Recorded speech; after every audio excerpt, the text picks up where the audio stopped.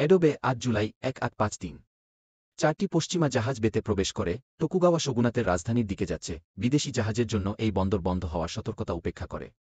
তারা নোঙর ফেলে তাদের ভারী কামান একটি উপকূলীয় বাণিজ্য শহরের দিকে ঘুরিয়ে দেয় এবং গুলি চালাতে শুরু করে, কিন্তু তাদের গুলি খালি ছিল। তারা দাবি করে যে জুলাইয়ের ৪ তারিখ উদযাপন করতে এসেছে। কিন্তু এই জাহাজের উদ্দেশ্য এবং নেতৃত্বাধীন কমোডোর ম্যাথিউ পেরির মনোভাব তেমন ভালো নয়। তার কাছে মার্কিন প্রেসিডেন্ট মিলার্ড ফিলমোরের একটি চিঠি আছে, যা জাপানকে তার বন্দরগুলো বাণিজ্যের জন্য খুলে দিতে অনুরোধ করছে। নিজের চিঠি পাঠানোর সঙ্গে সঙ্গে একটি সাদা পতাকা উপহার দেয়।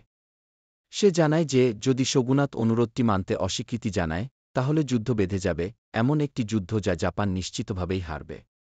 সেক্ষেত্রে সারেন্ডার বোঝাতে সাদা পতাকা ব্যবহার করা উচিত। শোগুনাত ব্যারির শর্তগুলো গ্রহণ করবে এবং এর ফলে সামুরাইয়ের যুগ একটি রক্তাক্ত শেষ পাবে।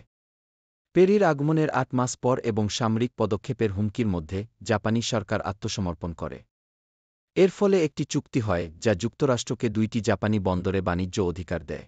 জাপানে আমেরিকান কনসুলেট আমেরিকান জাহাজগুলোর জন্য কয়লা কেনার অধিকার নিশ্চিত করেছিল এবং জাহাজডুবির শিকার হওয়া আমেরিকান তিমি শিকারীদের ভালোভাবে যত্ন নেওয়ার ব্যবস্থা করেছিল।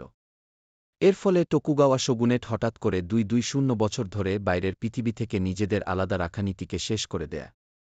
এই বিচ্ছিন্নতার সময়কাল শোগুনেট প্রতিষ্ঠার পর অল্প সময়ের মধ্যেই শুরু হয়েছিল, যা নিশেনগোকুজিদাই বা যুদ্ধকালীন রাজ্যগুলোর সময়কাল।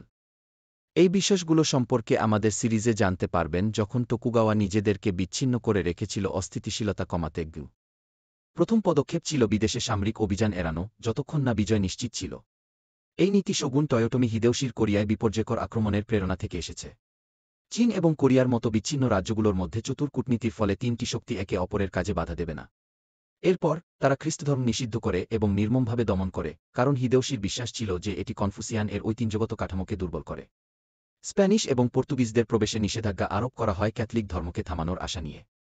মিশনারিরা ডাচ, চাইনিজ এবং কিছু সময় ইংরেজ জাহাজগুলো সীমিত পরিসরে বাণিজ্য করতে পারত একটি উপকূলীয় দ্বীপ ব্যবহার করে, কিন্তু জাপান মূলত নিজেকে বন্ধ করে রাখে। খুব কম জাপানি মানুষকে বিদেশে যেতে দেওয়া হতো কূটনৈতিক মিশনের জন্য এবং যারা গিয়েছিল তাদের ফিরে আসার অনুমতি ছিল না। বিদেশি বইগুলো নিষিদ্ধ ছিল। প্রথমে এই বিচ্ছিন্ন নীতি শোগুনেটের স্থিতিশীলতা বজায় রাখে। বিদেশি যুদ্ধে কোনো বড় ক্ষতি হয়নি, টোকুগাওয়ার প্রতিদ্বন্দ্বীদের বিদেশি মিত্র তৈরির সুযোগ ছিল না এবং শোগুনের কঠোর জাতিগত ব্যবস্থাকে চ্যালেঞ্জ করা বিপ্লবী ধারণাগুলোও ছিল না। এই ব্যবস্থার ফলে জাপানের ইতিহাসে সবচেয়ে শান্তিপূর্ণ সময়গুলোর একটি তৈরি হয়েছিল, কিন্তু এরও একটা খরচ ছিল। বাইরের বিশ্বের সাথে যোগাযোগ বা তথ্যের অভাবে প্রযুক্তিগত উন্নয়ন খুব ধীর হয়ে গিয়েছিল। যদিও এটা তখন খুব একটা সমস্যা ছিল না যেহেতু জাপানের প্রতিদ্বন্দ্বী ছিল চীন এবং কোরিয়া, তবে ব্রিটেনের চীনকে প্রথম অপিয়াম যুদ্ধে পরাজিত করার ঘটনায় জাপান বুঝতে পারল যে বিদেশি আক্রমণের মোকাবেলা করার জন্য তারা একদম প্রস্তুত নয়। এর সাথে শোগুনেটের দ্বারা চাপানো জাতিগত শ্রেণীবিভাগও ছিল, যেখানে একটি পরিবারের মর্যাদা স্থায়ীভাবে নির্ধারিত ছিল। পিরামিডের শীর্ষে চাপ পড়েছিল সম্রাট এবং আদালতের উপর, যাদের ক্ষমতা শুধুমাত্র আনুষ্ঠানিক ছিল। তারপর ছিল সামরিক নেতা শোগুন, যিনি টেকনিক্যালি সম্রাটের নিচে ছিল কিন্তু বাস্তবে শোগুনের শত্রুদের বিরুদ্ধে লড়াই করতেন তার দাইম্য বা লর্ডদের সঙ্গে। এরপর ছিল সামুরাই যোদ্ধারা, তারপর কৃষক এবং কারিগররা, এবং একদম নিচে ছিল ব্যবসায়ীরা। কিন্তু এখানে একটা সমস্যা ছিল, সামুরাই একটি যুদ্ধভিত্তিক শ্রেণী, তাদের অর্থ উপার্জনের উপায় ছিল যুদ্ধ, এবং তাদের পুরো উদ্দেশ্য ছিল শোগুনের শত্রুদের বিরুদ্ধে ওবিডিয়েন্টলি লড়াই করা। জাপান প্রায় ২০০ বছর ধরে শান্তিতে ছিল, তাই সেই সময়ের মধ্যে একটা পরিবর্তনের ইঙ্গিত দেখা যেতে শুরু করেছিল।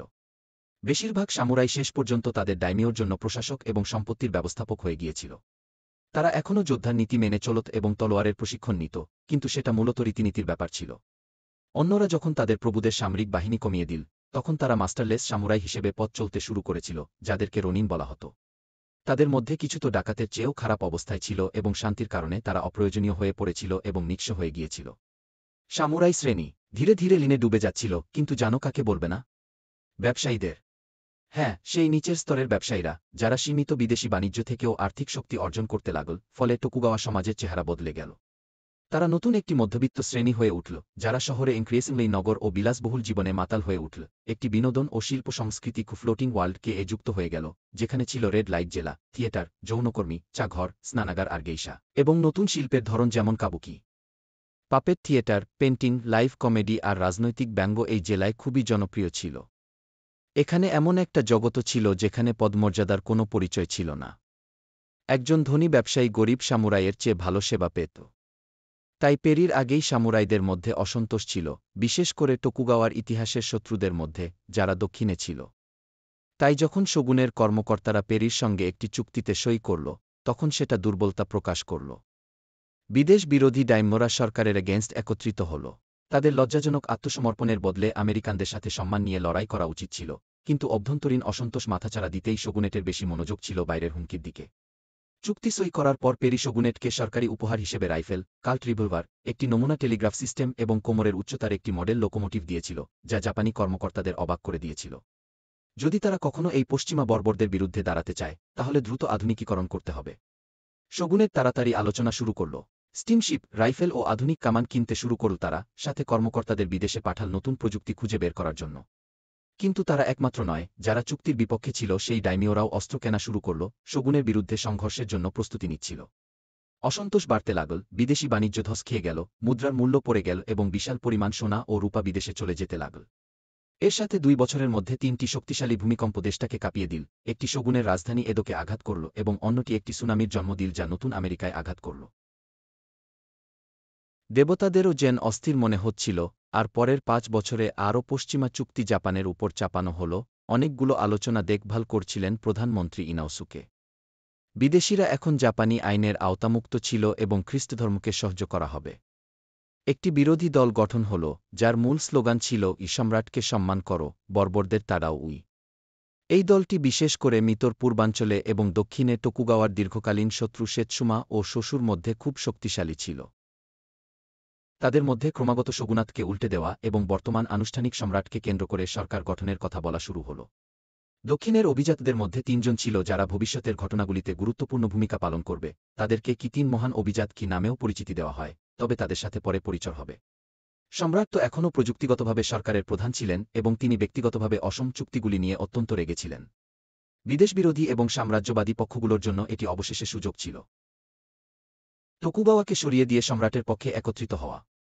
এটা আসলে একটি বিপ্লব ঘটানোর জন্য খুব সুবিধাজনক সময় ছিল, কারণ শোগুনেটে একটি উত্তরাধিকার সংকটও চলছিল।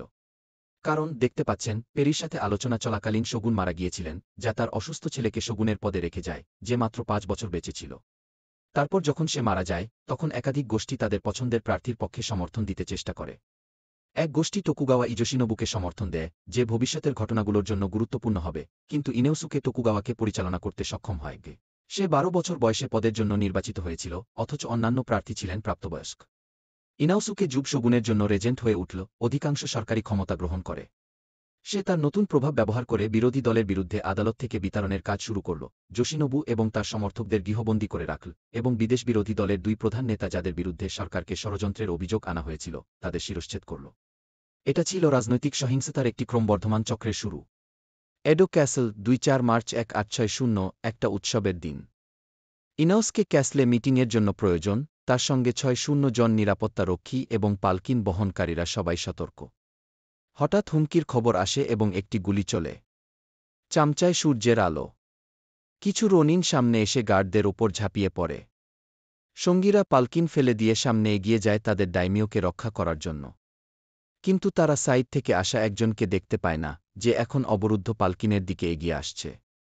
সে সাতসুমার একজন সামুরাই। সে মন্ত্রীকে চেয়ার থেকে টেনে বের করে আনে এবং সেখানেই রাস্তার ওপর তার মাথা কেটে ফেলে।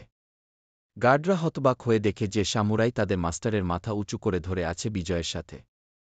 একজন গার্ড অ্যাসাসিনকে কেটে ফেলে যখন সে পালানোর চেষ্টা করে, এবং পরে গুরুতরভাবে আহত হয়ে অ্যাসাসিন তার নিজের তলোয়ারেই পড়ে যায়, ধরা পড়ার চেয়ে। এখান থেকে ফিরে যাওয়ার পথ নেই, সহিংসতা শুধু বাড়বে এবং কিজোটোর রাস্তাগুলো রক্তে লাল হয়ে যাবে।